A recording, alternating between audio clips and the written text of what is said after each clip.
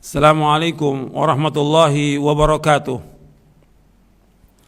Innal hamdalillah nahmaduhu wa nasta'inuhu wa nastaghfiruh wa na'udzu billahi min shururi anfusina wa min sayyiati a'malina man yahdihillahu fala mudilla lahu wa man yudlil fala hadiya lahu. Asyhadu an la ilaha illallah wahdahu la syarika lah wa asyhadu anna Muhammadan abduhu wa rasuluh. Allahumma salli wa sallim wa barik an nabiyina Muhammadin wa ala alihi washabihi ajmain.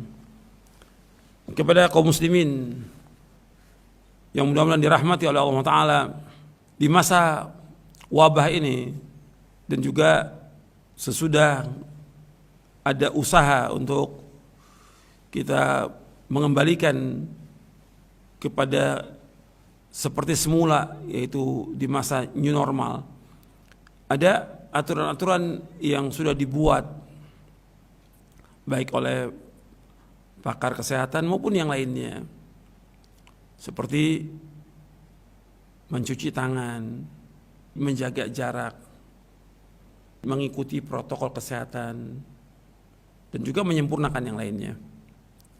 Saya akan bahas, kita sebagai orang yang beriman, yang pertama berkaitan dengan masalah mencuci tangan. Saya mau tanya kepada antum, apa antum tiap hari ini cuci tangan atau tidak? Mesti antum cuci tangan. Paling tidak kita ini dalam sehari lebih dari 10 kali. Sholat aja sudah 5 kali sholat. Kita cuci tangan, bersih gitu. Sholat. Kemudian ketika kita mau makan, kan kita makan dengan tangan ini paling nggak 3 kali, udah 8 tuh. Belum lagi yang lainnya. Masih kita cuci tangan. Artinya kalau kita lihat umat Islam ini bersih gitu. Kalau yang seperti ini sebenarnya nggak perlu diajarkan kepada umat Islam, udah bersih. Tapi yang perlu diperhatikan di sini, antum ingat ini, ingat dan antum ingat. Kenapa untuk cuci tangan itu kita betul-betul perhatikan, tapi kita nggak memperhatikan bagaimana kita mencuci hati kita dan diri kita dari perbuatan dosa dan maksiat. Coba antum perhatikan. Kita hanya memperhatikan yang zahir ini, cuci tangan, tapi kita nggak perhatikan bagaimana kita berbuat dosa kepada Allah.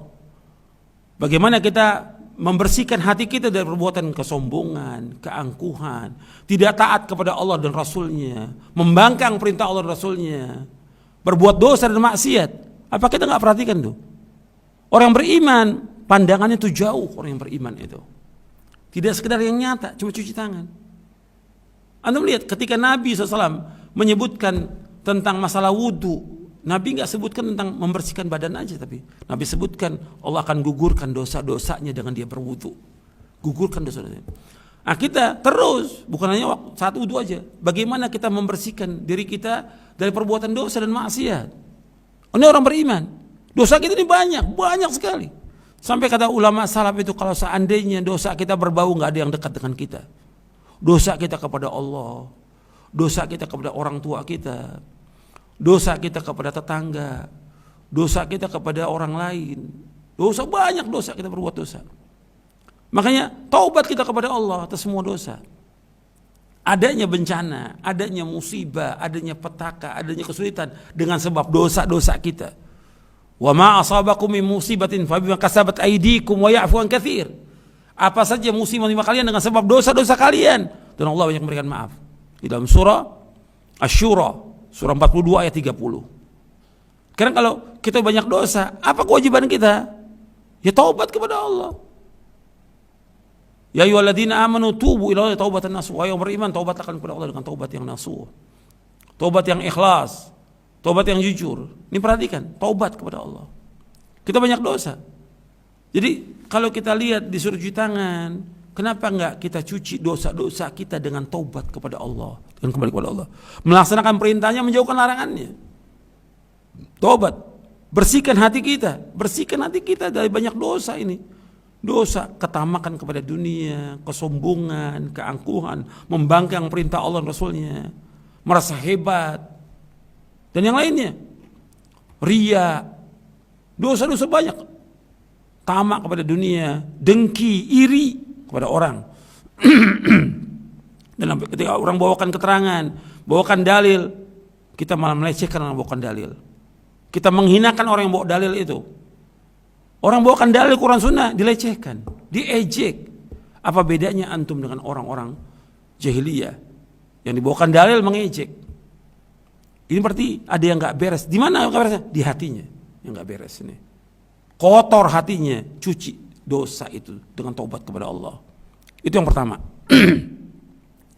Yang kedua, disuruh jaga jarak kita. Jaga jarak, juga sama dengan yang pertama tadi. Kita kenapa jaga jarak? Kalau jaga jarak mungkin protokol kesehatan di luar nggak ada masalah. Tapi ketika sholat nggak bisa. Kenapa? Nabi menyuruh SAW untuk rapat dalam sholat. Bukan satu hadis, lebih dari 10 hadis yang menjelaskan tentang wajibnya merapatkan saf dalam sholat. Nggak boleh jaga jarak. Mesti berpikir ketika berbicara soal jaga jarak, kita wajib berusaha bagaimana menjaga jarak kita dari perbuatan dosa dan maksiat. Kita berpikir menjaga jarak, jangan sampai kita mendekat kepada apa? Kepada perbuatan dosa dan maksiat. Kita berpikir menjaga jarak dengan siapa? Dengan teman-teman yang jahat. Jaga jarak dengan siapa? Jaga jarak dengan tokoh-tokoh dari ahlul bid'ah yang mengajak manusia kepada kesyirikan dan bid'ah. Jaga jarak dengan mereka.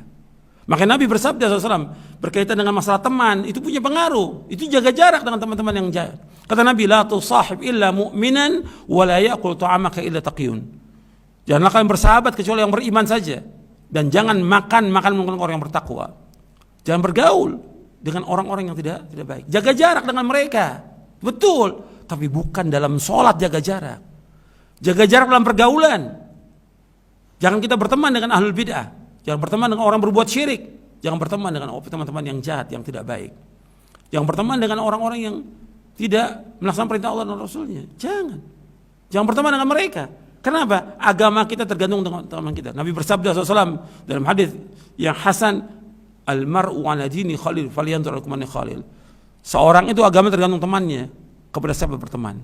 Jaga jarak kita dalam bergaul ini. Jangan semua kita dekati. Yang ketiga, disuruh kita memperhatikan protokol kesehatan.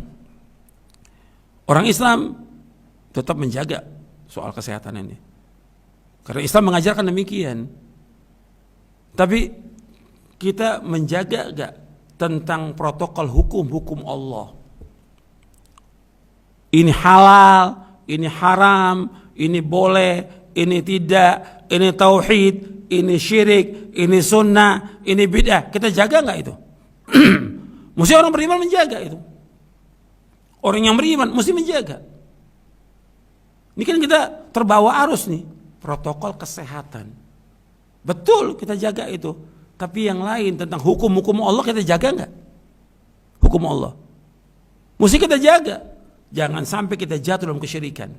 Jangan sampai kita jatuh dalam perbuatan bid'ah. Jangan sampai kita jatuh dalam perbuatan dosa dan maksiat. Jaga itu. Terus mentauhidkan Allah. Terus kita berusaha bagaimana melaksanakan sunnah. Menjauhkan bid'ah. Kemudian yang terakhir, kita berusaha bagaimana menyempurnakan tawakal kita kepada Allah. Tawakal kepada Allah. Jangan takut.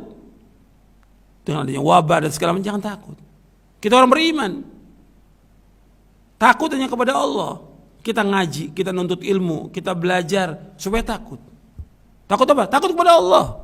Bukan takut kepada manusia, bukan takut kepada wabah, bukan takut kepada yang lain. Jangan takut. Tawakal kepada Allah. Sandarkan hati kita dengan jujur, serahkan semua urusan kepada Allah. Enggak akan menimpa kita kecuali yang Allah sudah takdirkan kepada kita. Ingat itu. Allah berfirman dalam surah At-Taubah ayat 51, "Qul la yusibana illa ma kataballahu lana huwa maulana." Wa 'alallahi falyatawakkalul mu'minun. Katakanlah tidak akan menimpa kita, enggak akan menimpa kami kecuali apa yang Allah sudah tetapkan buat kami. Kepada Allah kami tawakal, orang-orang yang beriman itu. Jadi enggak akan menimpa kita kecuali apa yang sudah takdirkan kepada kita. Kenapa kita harus takut? Sempurnakan iman kita, sempurnakan tawakal kita, tingkatkan iman kita kepada Allah, takut kita kepada Allah, harap kita hanya kepada Allah. Berjalan di atas ini, kita akan mengalami ketenangan. Anda perhatikan orang beriman, ada wabah, nggak ada wabah, di saat wabah, sesudah wabah, semua mengalami ketenangan. Antum lihat orang-orang yang sholat di masjid, ketika sebelum wabah, ada wabah, Tetap. Antum diuji sekarang sama Allah ini. Antum ngaji sekian tahun, antum belajar sekian tahun. Sekarang di sini buktinya ini. Antum benar nggak ilmu antum? Betul nggak amal antum? Di sini ujian ini. Benar nggak tawakal antum? Betul nggak takut antum kepada Allah? Di sini ujian. Jangan kemudian kita lihat itu di saat ujian ini kelihatan. Yang ustadznya takut nggak mau sholat di masjid. Yang ustadznya takut sholatnya renggang. Yang ustadznya juga takut pakai masker. Yang ustadznya nggak mau dia untuk mendekat. Kok seperti ini? Sampai Jumat gak datang. Antum berat loh hukuman Allah tentang masalah ini. Ini bukan masalah besar. Yang kita ikut dalil. Di mana Allah uji ini untuk menguji iman kita benar apa tidak, jujur apa enggak kita. Mudah-mudahan yang saya sampaikan ini bermanfaat untuk saya dan untuk sekalian, dan kita semua kembalikan kepada Quran dan hadis Nabi yang sahih, mengikuti pemahaman salaf soleh. Kita akan mengalami ketenangan, kenikmatan, kehusyuan, keberkahan, dan insya Allah juga Allah akan memberikan keselamatan kepada kita, dan Allah akan tetapkan kita di atas hidayah. Karena orang meramaikan masjid dikasih, Allah sebutkan dapat hidayah, Allah tetapkan hidayah dalam surah At-Taubah ayat 18.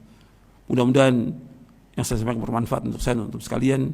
Wassalamualaikum warahmatullahi Muhammadin sallallahu alaihi wasallam wa akhiru da'wana alhamdulillahirabbil alamin.